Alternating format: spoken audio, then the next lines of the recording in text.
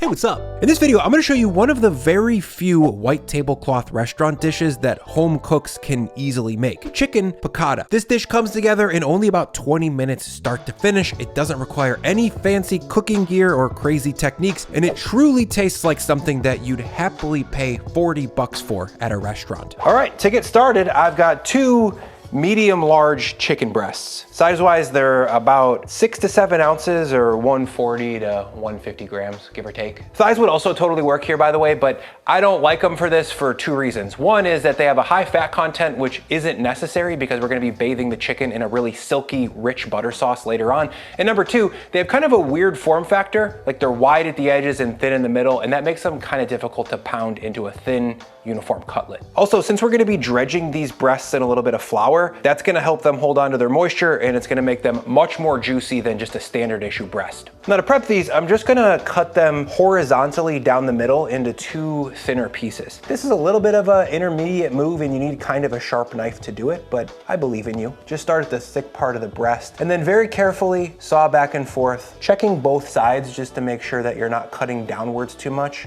You can end up with a really thin piece and a thicker piece that way. And I've got my hand flat on the top to help keep the breast flat, and then I'll just come out the end there. And there we go. Two nice and even thin pieces of chicken breast. If you don't feel like your knife skills are good enough to do this kind of chefy horizontal move, that's totally fine. Just take a chicken breast and then cut it top to bottom right down the middle like this. The downside to this is that one of the breast ends is gonna be pretty thick, and then when we go to pound these into cutlets in just a second, it can get a little bit beat up because you have to pound it a bunch more times. That's totally fine, it'll work, it just will be a little bit uglier. So I'm just gonna cut this next breast carefully, trying to get two pieces that are evenly thick. There we go. And once I've got four breasts that are cut down into relatively even pieces like this, I'm gonna grab a freezer bag and then I'm gonna slide in one breast at a time. No need to close the bag, by the way. And then I'll grab a pot like this and just very gently pound the thicker breast side so that it's just about as thick as the thinner tapered side. This shouldn't take more than about 10 pounds because the breast is already pretty thin. And you don't want to pound it too much because you can kind of mutilate the protein and you can make it kind of yucky looking pretty fast. But that looks pretty good. I go for a 1/4 inch on these just because I think that's the ideal thickness where these cook nice and quickly in the saute pan, but they're still thick enough to eat like a real piece of meat that's nice and juicy. Also,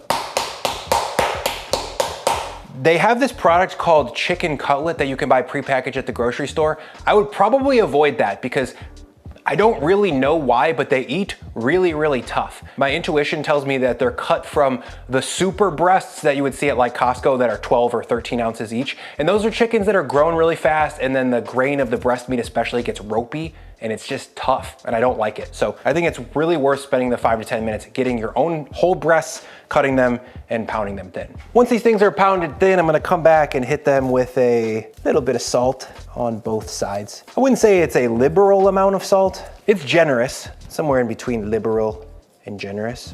And then a little bit of fresh cracked black pepper too. I don't put black pepper on meats very often, but this is gonna get dredged, so there's gonna be a little bit of a protective layer, so I don't really have to worry about it burning and making the sauce taste like acrid peppercorn. And then I'll give it a little dose of salt on the backside. Let's call it a 2-finger pinch per side. And then a generous hit of black pepper. From here, I'm gonna let this dry brine for about 10 minutes or so, and this is gonna make a couple of huge differences in the final product. Number one is giving it salt ahead of time is going to allow the chicken breast to be seasoned all the way through. In a restaurant or in a lot of other piccata recipes, people just put salt on the surface of the meat and start cooking it right away, and that's fine, it's just not nearly as effective as salting ahead of time. And then the other main benefit is that the salt changes the protein structure of the meat, which allows it to hold on to much more water during cooking, which is just a fancy way of saying that it makes it much more perceivably juicy. All right, after a quick 10-minute dry brine, it's time to get these things dusted up. As you can see, the salt drew out some of the moisture, and 10 minutes is just enough time for the cutlet to reabsorb that. So these are nice and salted now. They're gonna be tasting really good. From here, we gotta get them dredged up with some flour. So for that, I'm gonna take a medium bowl, and I'm gonna add in some all-purpose flour. It doesn't really matter how much, you just need enough flour in the bowl to make it easy to coat the chicken. And I'll just take a cutlet now, drop it in the bowl, Give it some love taps to make sure that it's got good adhesion with the flour. Flip it over, sprinkle it to make sure that every little bit is totally coated. There we go. Then I'll give it a nice shake off to get rid of anything excessive and throw it back on the sheet tray. And I'll repeat. Dust it up, flip it over, dust it, give it some taps to push it into the flour, making sure every little bit of breast is totally covered, and then I'll shake off the excessive. If you're wondering what adding a dredge does to the chicken and why we're using it, it does a couple of things. One is that it gives us something that's going to catch a nice sear. It's gonna help the breast get nice and golden brown in a way that it wouldn't on its own. If you just seared a plain chicken breast in a saute pan, the result would be pretty dry. Something happens between the wheat starch and the protein in the meat that creates a protective layer that as it gets browned, it actually helps hold juices into the meat. It's kind of crazy how well it works actually. And it tastes really, really good. It kind of gives the outside of the chicken a little bit of a chicken McNugget flavor. And the seared crispy exterior holds sauce really, really well. If you just had bald seared protein, the sauce would just run right out and the dish wouldn't really be unified. Okay, now I've got these dusted up. Instead of cooking these right away, I'm going to let them sit for about 5 minutes so that the flour can hydrate a little bit. This kind of unifies the starch and the protein and it makes it stick better and it also helps it brown more evenly. Also, I hear Lauren out there typing, hey bro, what's up with gluten-free flour? Yes, you can use that. All we need is some kind of fine grind starch here. Cup for cup gluten-free is totally fine. Cornstarch would also work okay, not as good as all-purpose flour, but if you don't got it and you got cornstarch, let that rip. You just need something that's gonna coat the chicken evenly. A couple minutes later, you can see that the flour and the protein have come together, like it's a little bit hydrated. It's more even overall, and that's gonna give us a really nice brown crust that's really well stuck onto the chicken. So it's time to cook these things. To do that, I've got a 12-inch stainless steel saute pan. I'm gonna drop that down over medium plus heat. I don't wanna say it's quite medium high because sometimes that's a little bit too hot. Medium is a little bit low. We're somewhere around 7 out of 10 in terms of heat. And then I'll just give this about 2 to 3 minutes to get heated up really evenly. I think it's important to be specific about the pan heat here because now that we have flour in the mix, we've made the chicken more burnable than it would be if it was just protein in a pan. Also, on the other side, if the pan's too cold, the oil can kind of hydrate the flour and make the cutlet eat a little bit greasy. So we want to be right in that sweet spot where we're hearing a sizzle as soon as the chicken goes in the pan, but it's not so hot that we're going to have dark brown flour in 20 seconds. Once hot, I'm going to add in probably about 3 tablespoons of oil, a little bit more than if we were sauteing vegetables or something like that. We just want the entire bottom of the pan to be evenly coated so that when I drop these in, the entire surface area of the chicken is touching hot oil.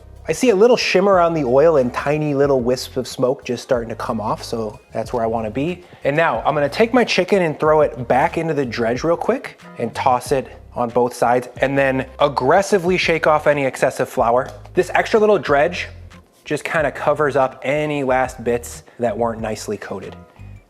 And I'm going to drop that in. I can hear a sizzle, so I'm happy. I think it's better to err on just a little bit cooler than a little bit hotter with this. It can kind of get away from you if it's too hot. But since we salted these breasts and we're coating them with flour, they're pretty resilient, like they're pretty bulletproof. So you can always cook them a little bit longer. I'd rather cook them a little bit longer with a little bit less heat than cook them too hot and have them get splotchy and burnt. Really want to make sure you're dusting off any excessive flour because anything that's loose is going to end up in the pan and can burn. And then with the last cutlet, you kind of got to be creative to make sure that it fits. By the way, this is a 12-inch saute pan, and I would highly recommend going out of your way to get a pan this size. You just aren't gonna be able to fit 4 pieces of chicken in a 10-inch pan. Plus, 12 inches can do everything that a 10-inch pan can do, so if you're choosing between the two, I would spend just a little bit more money and get the larger capacity. I barely ever use a 10-inch saute pan, honestly. Once the chicken's in, I'm gonna give it a little shake just to make sure nothing's stuck. Then I'm gonna rotate it a little bit, just to make sure that the pan is getting as even heat as possible. Pretty much every burner is gonna have a hot side and a cool side, and I just don't want the front breasts to get darker than the back. Then I'll come back with a rubber spatula and put some downward pressure on each breast for 10 to 15 seconds just to make sure that as much of the breast is touching the pan as possible. And I'm gonna sear these for about 3 minutes on the first side or until they're nicely golden brown and they've got a beautiful crust. By the way, if you don't see a little bit of oil sizzling around the edge of your chicken, that's a cue that you should probably add a little bit more oil. This is a pan-fried chicken cutlet, so you really don't want to be shy. If you've got not enough oil with this much flour, you are going to get scorched burnt spots, and you're just not going to get that fried breading chicken McNugget flavor that you get from a properly fried cutlet. All right, these have all been pressed a little bit. I'm gonna top up my oil just to make sure everything's frying. Give it a little shake, a little rotate to make sure it's browning evenly. I'm also gonna come back and give them a little peek just to see how they're progressing. And they're lightly golden brown right now. The crust is relatively even looking, I'm happy with that. From here, I'm gonna give these another 60 seconds or so. I wanna cook these about 70% through on the first side and get most of the browning happening, and then flip them over and get just like a little bit of browning on the backside, but mainly kiss the backside with some heat to finish cooking at that extra 30% with maybe a little bit lower heat. It's much more important to get one side with a beautiful, perfect crust than two. Actually, if you try and get both sides perfectly crusty and golden brown, you're gonna dry out the breast. So don't even try it. You wanna put most of your effort into getting side one properly fried. Ooh, man, that looks so good. That's about 3.5 minutes right there. We've got nice even browning all the way over, a nice crust. It's smelling really good. I can smell that black pepper already. Once I've got one flipped, I probably wanna try and flip all the other ones, even if they're like a touch less browned than this one. I wanna make sure that they're not getting overcooked. Once they're flipped, I'm gonna turn the heat down to medium low and let these coast for about 2 to 3 more minutes until they're cooked all the way through. The ideal internal temp that we're looking for is somewhere around 150 to 155 F, but going by time is also totally okay. These have starch on the outside and they've been dry brined, so they're very bulletproof. They're pretty hard to make dry. The USDA recommended chicken temperature is like 165 F. I think that's too high. I think chicken ends up being pretty dry at that temperature. So it's up to you. Do your own research, try and find the temperature that you think is safe. But for me, it's about 150 to 155 F, which in total is about 5.5 to 6 minutes of cooking. As you can see, I've moved these chicken breasts over to a plate to rest for a couple minutes while I make the sauce. But yeah, nice, even golden brown color. They're a little bit crusty and they smell amazing. Honestly, it's like a chicken nugget and chicken parm. So I'm just gonna let those rest for a couple minutes, then I'll move back over to my saute pan, heat it up over medium-low heat, then take a quick second to thank Made In for sponsoring this video and making a slammin' stainless steel pan. If at this point somehow you guys don't know, let me give you a quick refresher. Made In makes professional quality cookware for the home cook, but their cookware is actually so good that tons of really high-end fine dining restaurants like Le Bernardin or Alinea, which are 3 Michelin star restaurants by the way, use Made In products on their line. Now, I never cooked at the 3 Michelin star level, but I did work at the 1 Michelin star level for 3 years. And let me just say that the pans that we used in those restaurants were not as good as these Made In pans. And I really mean that, truly. These pans have this awesome 5-ply stainless construction that retains heat really well. It delivers that heat to food super evenly, and it gives you a ton of heat control, so it makes cooking things perfectly pretty easy, actually. Also, these pans can go from the stovetop to the oven up to 800 F, which is extremely hot. And the form factor of the pan is also really beautiful. It's got these nice sloped sides and rolled rims, so that makes it easy to pour a sauce out of the pan on top of a piece of protein or some vegetables that you just sauteed. And because the side is sloped like this, it actually makes tossing food a breeze. At this point, I think 99% of the cookware pieces that I own are actually made by Made In, and that's not insignificant. I own like 30 or 40 pieces of cookware. These are great products, you guys, and if you really want to check them out for yourself, I'm gonna throw a link down in the description to check out Made In's entire stainless collection, plus all of the other items that they make, including ceramic pans and non-stick. I really endorse this brand, you guys. This stuff is top tier. It's very high quality. And if you want to check it out, click my link and you can save some money on your order. Thank you, Made In, for making great products and for being a long-term partner of the channel. Now, back to the piccata. Now, I'm gonna wipe out this pan with a bit of a paper towel. And if you're wondering right now, hey Bri, what about fond? Doesn't that stuff taste good? Well, it does. You're right, but since we dredged these with flour, we never really got the pure protein pan contact that would lead to a usable fond. Instead, we mostly just had burnt or really dark flour, and that's not delicious. It's not gonna make the sauce taste good. It doesn't really taste that chickeny, and I'm getting rid of it. So I've got my pan rolling here over medium low. We wanna be gentle with this next step. I'll add in a tablespoon or 2 of oil. Then I'm gonna take 30 grams of capers and just really quickly flip those out onto a paper towel and give them a little squish to remove excessive brine. You'll see why in a second. And once the pan's hot, I'll drop the capers in and give those a quick stir to bloom them off. And you can kind of use common sense to figure out why it's a good idea to dry off your capers. They're packed in brine, and if they're really wet and you throw them into hot oil, it's gonna splatter everywhere and create this cloud of oil vapor in your house that is avoidable and very annoying if you have it. So now I'm just gonna stir these for about 60 seconds to bloom them out. And when I say bloom, I basically just mean cook them like I would an aromatic like shallots or garlic. I wanna soften them and I wanna develop their flavor. A lot of people just throw capers right into sauces as is, and then you get these raw pops of crunchy salt that's fibrous and just not that delicious. Cooking them helps them integrate with the sauce and softens them quite a bit. Once they're starting to smell toasty and they've popped open and you can see they're starting to get maybe a little bit crispy and a little bit brown like this, I'm gonna grab 20 grams of finely minced garlic, maybe a touch more oil just because the garlic and the capers are gonna absorb some of this fat. And we need plenty of fat so this cooks evenly. So like I said, I'm just being gentle here. I'm keeping things moving and I'm keeping a close eye on the garlic especially because in a pan that's big like this, there's a lot of surface area and things can get burnt pretty quickly.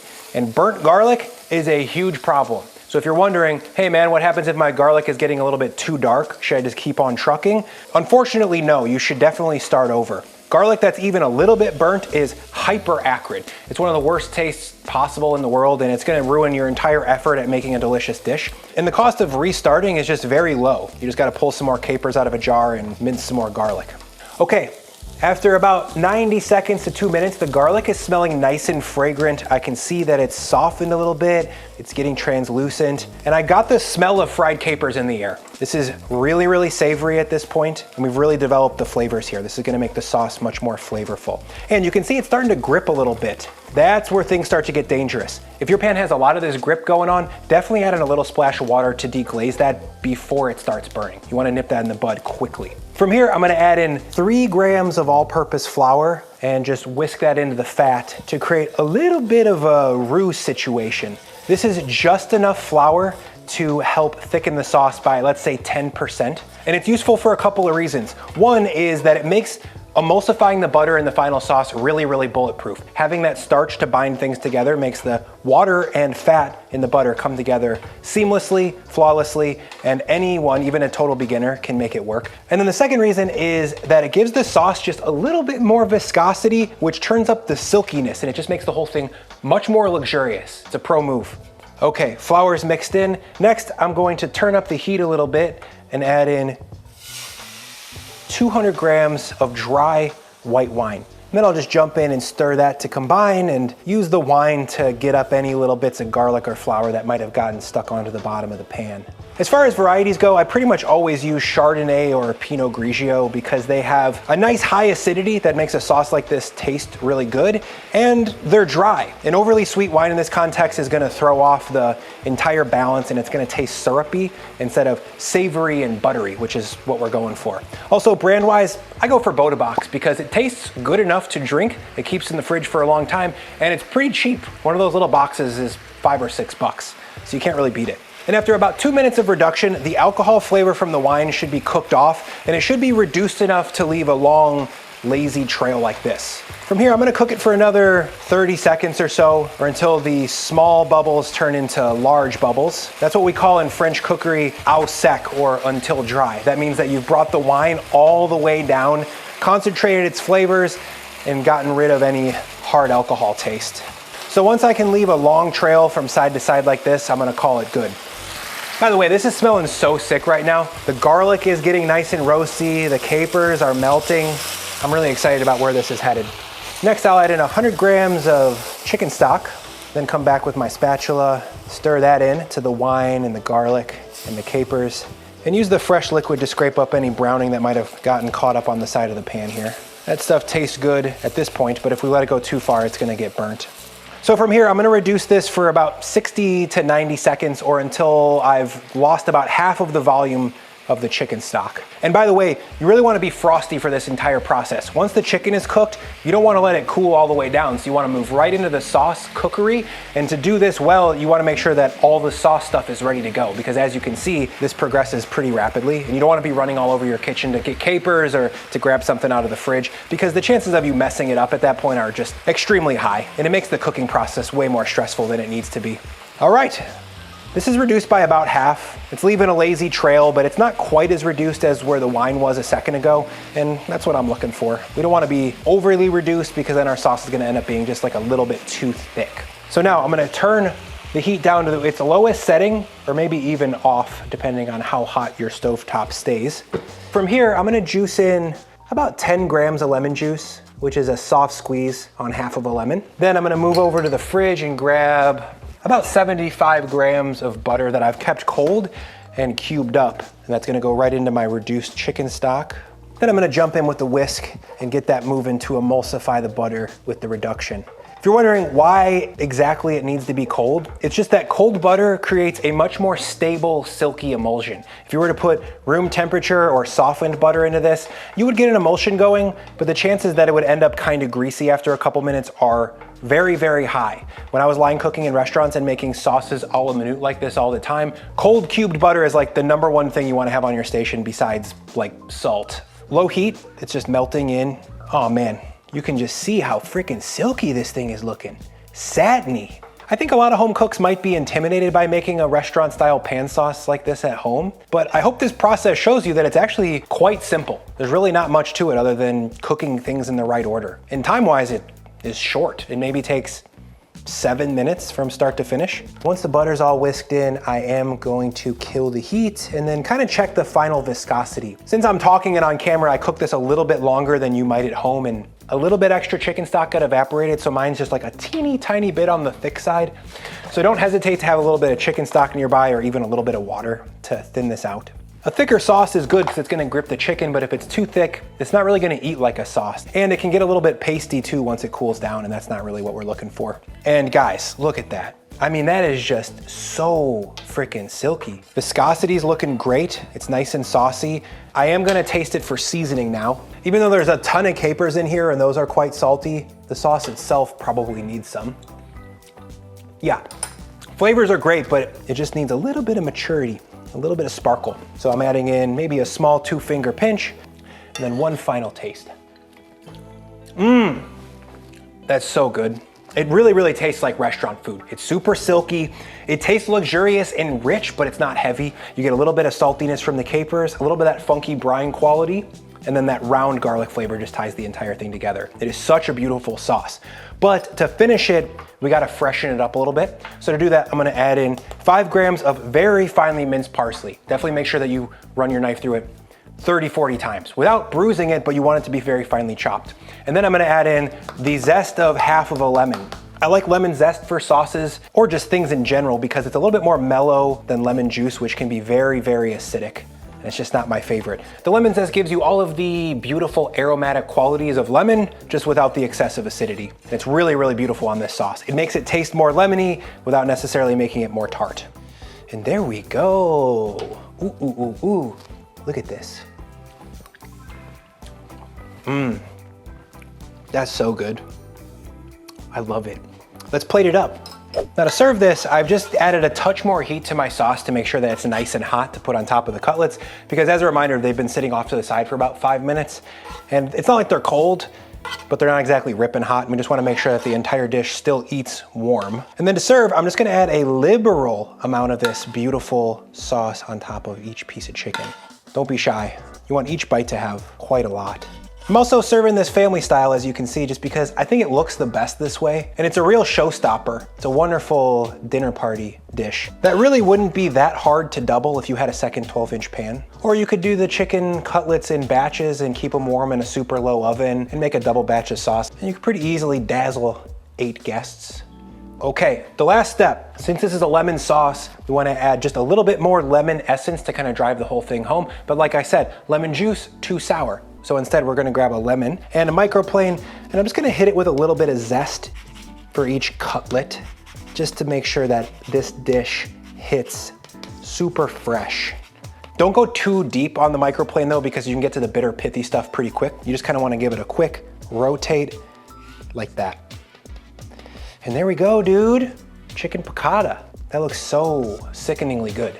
Now, if you're wondering what to serve this with, there's 3 really good options. Number 1, angel hair pasta tossed in a little bit of olive oil. But if you go with pasta, you probably wanna make a 1.5 times batch just because it soaks up so much of the sauce. Number 2 would be very rustic, chunky smashed potatoes with a little bit of butter and olive oil in the mix. Maybe a little bit of cream too. Just keep it super, super simple though, because the chicken is the star of the show. Or the third one would just be crusty bread. Again, if you're going that route, you want a lot of soaking sauce, so you might want to up the recipe batch a little bit. But either of those three starches would be really, really pro. Now let's give this thing a taste. Here we go, big bite. Want to make sure I get some capers and garlic on that fucker too.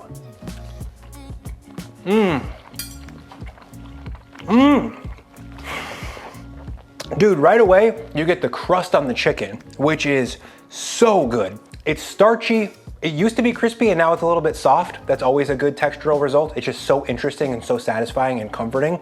And then the chicken itself is so juicy also, just very chicken flavored. And the sauce is just a killer. It's a lemon sauce, but it's not too sour. It's just perfectly in balance. It's really, really fresh. And honestly, the thing that I love about this dish is that it's an a la minute restaurant dish that you can make at home right now. What do I mean by a la minute? I mean made to order. Like a dish like this exists in a moment in time. Like it's not good later on. When you make it fresh, it has this life to it, this vibrancy that's really, really spectacular. And it's something that you usually only have in restaurants. The good news is it's not that hard to make. Maybe 15 to 20 minutes of work and a little bit of expertise, but this recipe is pretty simple, guys. I'm pretty sure you could handle it. And the people around you in your life deserve to taste it. So make it for them. If you guys want the full recipe, it'll be linked down in the description below, and it'll be over on my blog at brianlagerstrom.com. As always, guys, thank you so much for your time and attention. Thank you for sticking around to the end of the video, and I'll see you in the next one.